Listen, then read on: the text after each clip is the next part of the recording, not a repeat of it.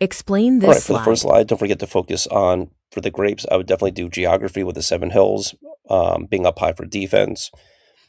You could also do a little bit the economy, talking about like farming and trade and all that stuff. And then definitely religion with Ramos and Remus, because they're the sons of Mars, and kind of how Rome starts is all based on religion.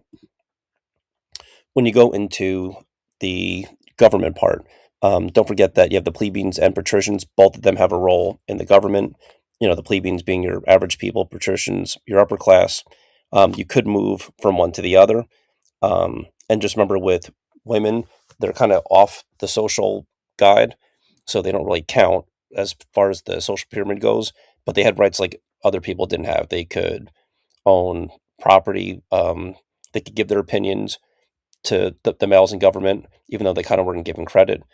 But then at the bottom of the slaves, you could earn your freedom eventually, and from a slave you could become a freedman, but you're not going to go from a slave to a plebeian and move your way up. You're kind of stuck with a freedman.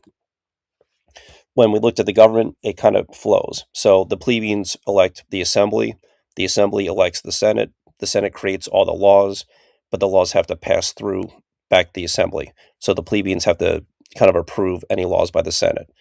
And then the Senate is going to pick the top two consuls, and then the consuls kind of overlook everybody. They're almost like the commanders and the president, but everything goes in a line. So plebeians elect the Senate, Senate elects the consuls, but then the plebeians have to approve everything. And then with the 12 tables, the big thing is it kind of builds off of Hammurabi's code, where the rules are posted everywhere. You have all the 12 rules. Um, the big thing is obviously the grapes that this applies to is politics with government, and everyone has to listen to these rules. So it didn't matter if you were a plebeian, a freedman, a consul. Apply the rule applies to everybody. It didn't always work out that way because sometimes the rich would get away with it, but in theory, they're all equal. And then for the timeline, this is how I'll kind of go over the timeline. When you looked at the first one, which was the Punic Wars, that's kind of when Rome first breaks out of Italy and goes into Africa. The big grapes here should have been geography and economy, because now they control the whole Mediterranean. But for the economy, Africa had a lot of things like gold. They even get into Greece. So they're kind of controlling that whole trade system, and their empire is expanding. So geography and economics are good. Then we're going to kind of put the Civil War and dictator together, kind of go over those two.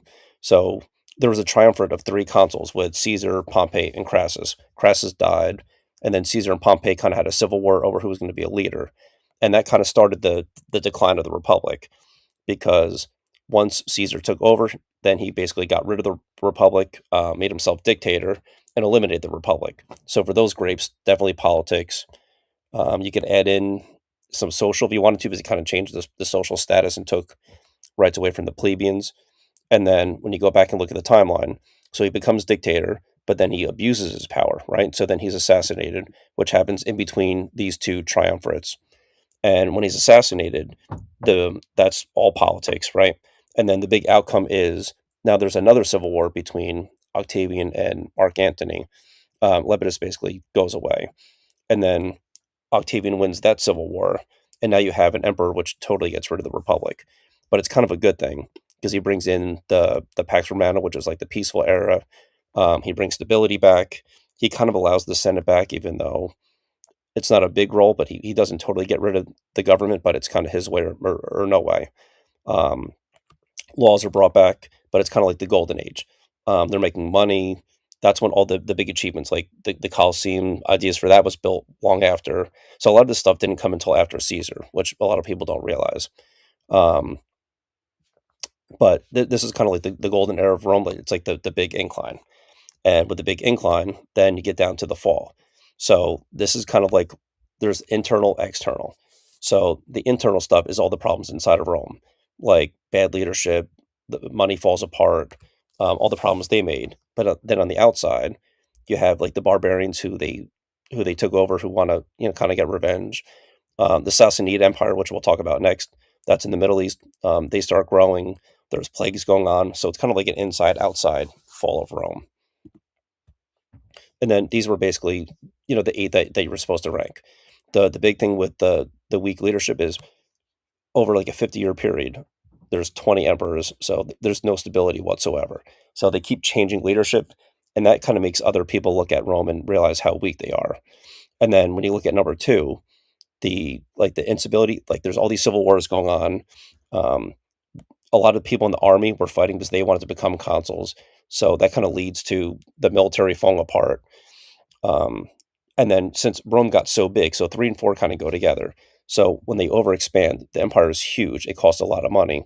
So then they start raising taxes to pay for Rome to expand, and it basically bankrupts everybody. So everyone in Rome were poor, which now they get angry, which that kind of leads over to number eight a little bit because people in Rome they kind of have anger towards Rome and they're just not happy with what's going on. So now they're not really um, inclined to really help Rome anymore.